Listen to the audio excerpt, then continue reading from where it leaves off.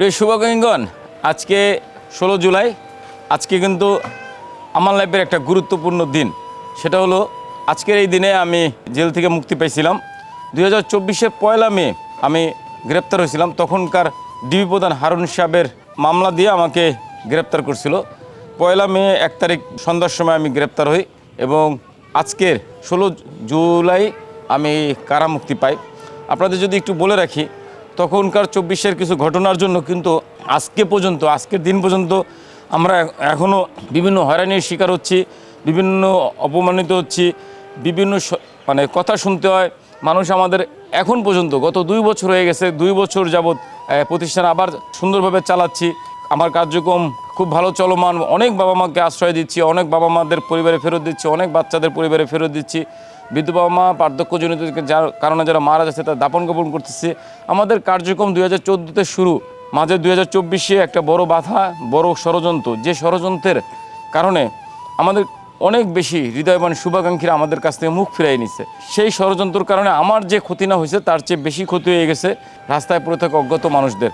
কারণ ২০২৪-এর ষড়যন্ত্রের কারণেই কিন্তু আমরা একটা বড় ধাক্কা খাই। আমরা যদি বলি, এই ষড়যন্ত্রের কারণ ছিল কিছু মানুষের সুবিধা দিতে না চাওয়া। প্রথম কথা হলো এইখানে একটা স্থানীয় রাস্তা নিয়ে ষড়যন্ত্র ছিল। জনৈক্য শামসুদ্দিন চৌধুরী আমার কাছে রাস্তাটা চাচ্ছিল এমনভাবে যে আমার দুই পাশে আমার জমির মাঝখান দিয়ে একদম বরাবর একটা রাস্তা, যেটা দিতে আমি অস্বীকার করায়। একই সাথে তখনকার সময় কিছু সাংবাদিকদের সাথে আমার কোন্দল হয়। বিশেষ করে তখনকার যে গোলাম রাব্বানী ছিল, ঢাকা বিশ্ববিদ্যালয়ের সিএস গোলাম রাব্বানীর সাথে আমার একটা দ্বন্দ্ব জড়ায়। অনেকের সাথেই আমার মন কালাকালি ছিল। তার একটা বড় ষড়যন্ত্রে আমি শিকার হয়ে যাই। এবং আপনারা তখন জানবেন যে আমার সোশ্যাল মিডিয়াতে অনেক বড় একটা ফ্যান পেজ আছে, অনেক মানুষ আমাকে চিনে। একই সাথে ওই সময় আমাকে নিয়ে ষড়যন্ত্র বা আমার নিয়ে যে দুর্নীতি ওঠার আগ মুহূর্তে কিন্তু তখনকার পুলিশের যে আইজি ছিলেন বেনজির সাহেব, তার জায়গা জমি সম্পত্তি নিয়ে একটা তদন্ত শুরু হয় এবং কিছু সাংবাদিকরা তার নিয়ে নিউজ করতে শুরু করে। দেন হঠাৎ করে কোথায় সেই তখনকার আইজি বেনজিরের তথ্য প্রচারের মাঝখান দিয়ে আমাকে গ্রেপ্তার করে, আমাকে সামনে নিয়ে এসে পুরো বেনজিরের ঘটনা বলেন বা অন্য যে ঘটনাগুলো ধামাচাপা দিয়েছে। আমি বলতে পারি ওই সময় আমাকে নিয়ে কিছু রাজনৈতিক ইস্যু তৈরি করে দেশকে একটা ভিন্ন খাতে নিয়ে যাওয়ার ষড়যন্ত্র ছিল। আপনাদের বলতে চাই, আমি যে সময়টাতে কাজ শুরু করি সেই সময়টাতে থেকে আমি কখনোই কোনো রাজনৈতিকভাবে জড়িত ছিলাম না। আমাদের কাছে মন্ত্রী, এমপি, সচিব সবাই আসতো বা পুলিশের বড় প্রধান সবাই আসতো। এবং আপনাদের যদি বলি, তখনকার সরকার কিন্তু ডেকে নিয়ে 3বার সম্মানজনক পদক, ক্রেজ বলেন বা সম্মান দেখাইছে। আবার সেই সরকারই হঠাৎ করে আমাকে বিভিন্ন ষড়যন্ত্রে ফেলে এমনভাবে রিয়াকশন দেখাইছে এবং আমাকে হঠাৎ করে ধরে নিয়ে যেয়ে 9 দিন রিমান্ডে ছিলাম। ডিবির রিমান্ড আপনারা বুঝতেই পারেন। আরও একটা কারণ আছে, আমি মে মাসে গ্রেপ্তার হওয়ার আগের রমজানে বেশ কিছু প্রায় 1,85,00,000 টাকা দান, অনুদান, জাকাত, সাদকা পাইছিলাম।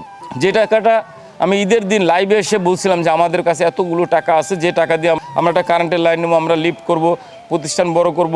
তো এই টাকাটার কথা শুনে অনেকেই আর লোভ সামলাইতে পারে না বলবো। অনেকে মনে করছে মিল্টন সাহেব যেহেতু মুখে বলতেছে 1,85,00,000 টাকা তার অ্যাকাউন্ট আছে, তার না জানি কত সম্পত্তি আছে। সাথে আপনাদের যদি একটু বলে রাখি, তখনকার যখন আমাকে প্রথম টোল শুরু হয়, তখন একটা সাংবাদিকদের একটা টিমও আসছিল 10 জনের। তারা আমার সাথে বসছিল, বলছিল দাদা যে নিউজগুলো হচ্ছে সবগুলো থেমে যাবে, আপনি আমাদের 25 লক্ষ টাকা দিবেন। তো আমি যেহেতু ভিক্ষার টাকা আমি দিতে তখন রাজি হই নাই এবং সেই টিমটাকে আমি অস্বীকার করছিলাম। তারপরে যখন ডিবি হারুন সাহেব আমাকে প্রথম নিয়ে যায় ডিবিতে, আমাকে গ্রেপ্তার করে মিডিয়ার সামনে নিয়ে যায়। মিডিয়ার সামনে থেকে যখন ভিতরে নিয়ে যায়, রাত তখন 11:30 কি 12টা বাজে। ডিবি হারুনের সাথেও আমার একটা সমঝোতা হইতে পারতো। সেটা হলো 50 লক্ষ টাকা যদি আমি ডিবি হারুনকে তখন দিয়ে দিতাম। 50 লক্ষ টাকায় তখন আমার নামে আর এত আপনারা টোল খারাপ কিছু শুনতেন না। কিন্তু আমি তখনও চিন্তা করছি, যেহেতু আমি কোনো অন্যায় করি নাই, আমি কোনো দুর্নীতির সাথে জড়িত নাই, আমার ভিক্ষার টাকা আমি কাউকে দিতে চাইনি। মূল কথা হলো এটা, ভিক্ষার টাকা আমি কাউকে দিতে চাই না। আমি আপনাকে বলি, ভিক্ষার টাকা কেনা রাস্তা আমি কাউকে দেবো না। এটা নিয়ে এখন কোর্টে মামলা চলমান, বর্তমানেও মামলা আছে আমার অনেকগুলা, কোর্টে মামলা চলমান। মামলায় কোর্টে যে সিদ্ধান্ত দেবে সেই সিদ্ধান্ত মেনে নেব। একই সাথে ভিক্ষার টাকা দিয়ে আমি কাউকে কখনো চাঁদাবাজিতে টাকা দেই নাই, আমি কাউকে কোনো সন্ত্রাসীদের পালি নাই। বা স্থানীয় কল্যাণপুরে যেখানে থাকতাম সেইখানে অনেক লোক ছিল যারা আমার বিরোধিতা করতো। তারা মনে করতো অনেক বড় বড় দামি দামি গাড়ি আসে, কত না টাকা পয়সা যেন আসে, কেন আমাদের দেবে না? ওইখানে স্থানীয় কিছু সন্ত্রাসী তখনকার আওয়ামী লীগের যারা পোলাপান ছিল, ওরা কখনো কখনো আমার উপরে টার্গেট করে 4 লাখ, মাসে 4 লাখ টাকা দিতে হবে, মাসে 5 লাখ টাকা দিতে হবে, এখানে ব্যবসা করতে হলে। আপনারা জানবেন যে ওইখানে অনেকবার চাঁদাবাজির হয়েছে আমার প্রতিষ্ঠানে নিয়ে। স্থানীয় মানুষ, ওইখানে কিছু সন্ত্রাসী মানুষ যারা আছে, তারা আমাদের এই কর্মকাণ্ডকে ভালোভাবে নিত না। সব মিলে আমরা একটা বিশাল ষড়যন্ত্রের শিকার হয়ে যাই। আমাদের আরও একটা ষড়যন্ত্রের কারণ হলো, অসহায়দের মানুষের জন্য কেন এত বড় আশ্রম হবে, কোটি কোটি টাকা খরচ করে কেন বাড়ি হবে, এগুলো অনেকের সহ্য হচ্ছিল না। এবং সবাই মনে করতো যে ছেলেটা এত বড় একটা বাড়ি করে ফেলতে পারছে, এত জমি কিনে ফেলছে রাস্তার মানুষের জন্য, তাহলে না তার কাছে যেন কত টাকা আছে। আসলে বাস্তবতা হলো, আমি স্বচ্ছতার সাথে সততার সাথে প্রত্যেকটা টাকার হিসাব করে খরচ করছিলাম। আপনাকে যদি মনে করাই দিই, তখন কিন্তু আমি মিডিয়ার সামনে একটা কথা বলছিলাম যে প্যান্ট যখন বানাইছি মোথার জায়গা রাখিয়ে লইছি।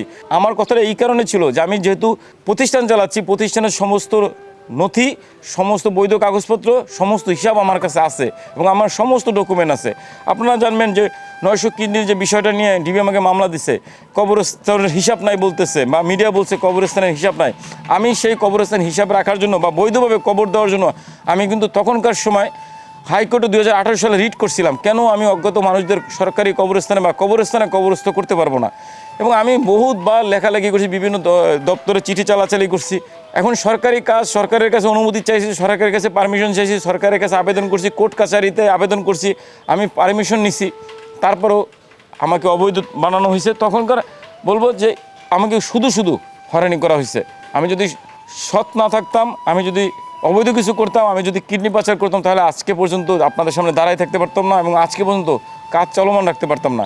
আমার যে শিক্ষাগত যোগ্যতা, আমার যে শরীর স্বাস্থ্য, আমার যে অন্যান্য যে দিকগুলো আছে, সেই দিকে কিন্তু আমি যে কাজটা করতেছি সেটা যোগ্যতা নাই। আমি কাজটা করতে পারছি এই কারণেই, আমি সততা আছে, আমি আল্লাহর উপরে ভরসা আছে এবং বাবা মার দোয়া আছে।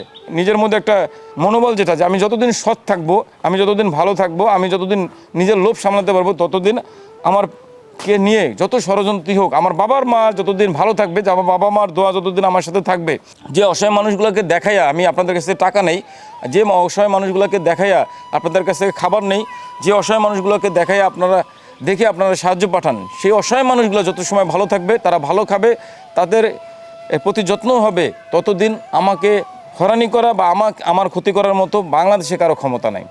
আপনাদের আজকেও একটা স্পষ্ট কথা বলি, আমার পিছনে কোনো রাজনৈতিক নেতা নাই, সরকারি কোনো প্রশাসন নাই, আমার সাথে কোনো এনজিও সংগঠন বা অ্যাসোসিয়েশন কোনো কেউ নাই। শুধুমাত্র আমি একা মিল্টন সমদ্দার এবং আমার সাথে আছে শুধু রাস্তায় পড়ে থাকা অজ্ঞাত মানুষের দোয়া ভালোবাসা। তো সেই জায়গাটাতে আমরা এখনও টিকে আছি শুধুমাত্র আল্লাহ ভরসার উপরে। আল্লাহ আমি বিশ্বাস, আমি যতদিন ভালো সৎ থাকবো, ততদিন আমার কোনো ক্ষতি হবে না। প্রিয় শুভাকাঙ্ক্ষীগণ, যারা আপনাদের সেই 2024-এর টোল নিয়ে এখনও আমাদেরকে বিতর্কিত করেন, আমাদেরকে খারাপ জানেন, আপনাদেরকে বলতে চাই, আপনারা আসেন, যাচাই বাছাই করেন। ওই যে 2 মাস 16টা দিন ছিল, ওই 2 মাস 16টা দিন ছিল আমার জীবনের একটা নরকীয় দিন, কষ্টের দিনগুলি। তখনকার আপনারা বুঝতেই পারবেন 9 দিন রিমান্ড আমার জন্য কত বড় কষ্টের, কত নির্যাতনের। একই সাথে আমার মতো মানুষ 2টা মাস জেল খাটা, তার মানে কত নানা কষ্ট হয়েছে। এবং আমিও যে এখানে ছিলাম কেরানীগঞ্জে, আমি যমুনা 2-তে ছিলাম ওয়ার্ডে, সেখানে সবাই ছিল প্রতিবন্ধী, হাত পাও কাটা, কারো হাত নাই, পাও নাই। আমাকে একটা ভালো জায়গায়ও থাকতে দেওয়া হয় না তখনকার সময়।